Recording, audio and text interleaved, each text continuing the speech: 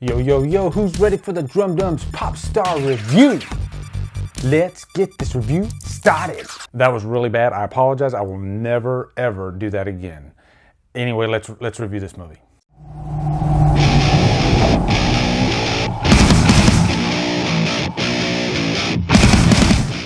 POPSTAR stars Andy Samberg, Jorma Taccone, Akiva Schaffer, and is directed by Jorma Taccone and Akiva Schaffer. Holy shit, how did I get through all that? So POPSTAR is really a mockumentary or popumentary of Connor, played by Andy Samberg, and he is at the top of the world. Really, the film picks up with him at the top of the world. It shows just a little bit of his, up and comings, but really it starts with that and then it shows his decline. But the best thing about the movie is we get a bird's eye view into what a top-of-the-line pop star's life is like, or at least the really funny side. And this is a comedy, but I'm sure some of this stuff is really close to reality. And I've read that this is kind of a mockumentary of the Justin Bieber documentary that came out a few years ago. I did not see that one, but I can see where they were going with this. And really, a pop star like Justin Bieber or Mariah Carey, they live a life that we could never even fathom.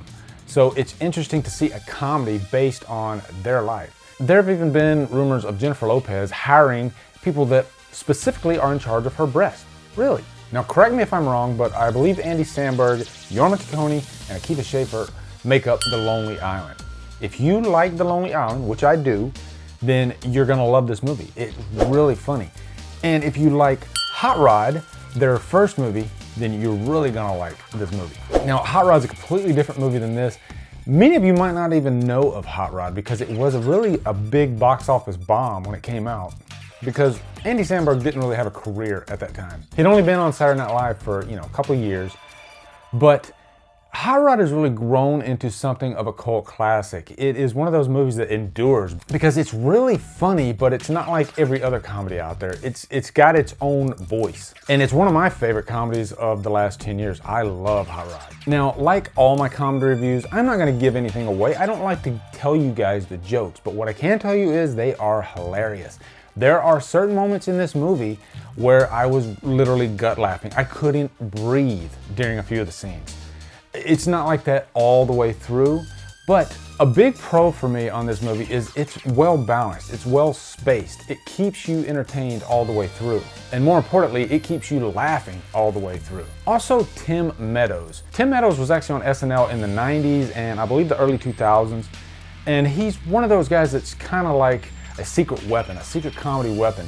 He was in the movie Walk Hard with John C. Reilly, which is another movie that kind of went under the radar, but I love. Come on, Dewey. Join the party. No, Dewey, you don't want this. Get out of here. You know what? I don't want no hangover. I can't get no hangover. It doesn't give you a hangover.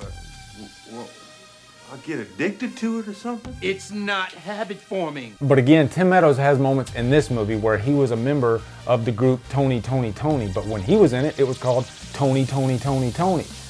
You get the idea. But to me, the best comedies have kind of a warm, creamy center, and this one is like that.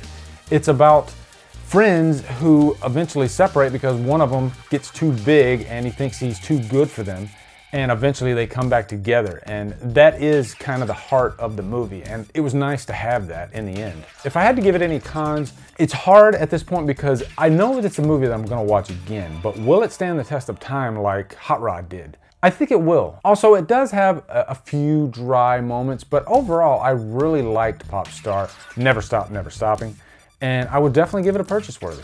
And it's nice to finally have a really good comedy in 2016. So anyway, guys, what are your thoughts on POPSTAR, Never Stop, Never Stopping? Anyway, guys, thank you so much for watching. Subscribe to Drum Dums. Follow them on Facebook, Twitter, Instagram, and Letterboxd. And Drum Dum out.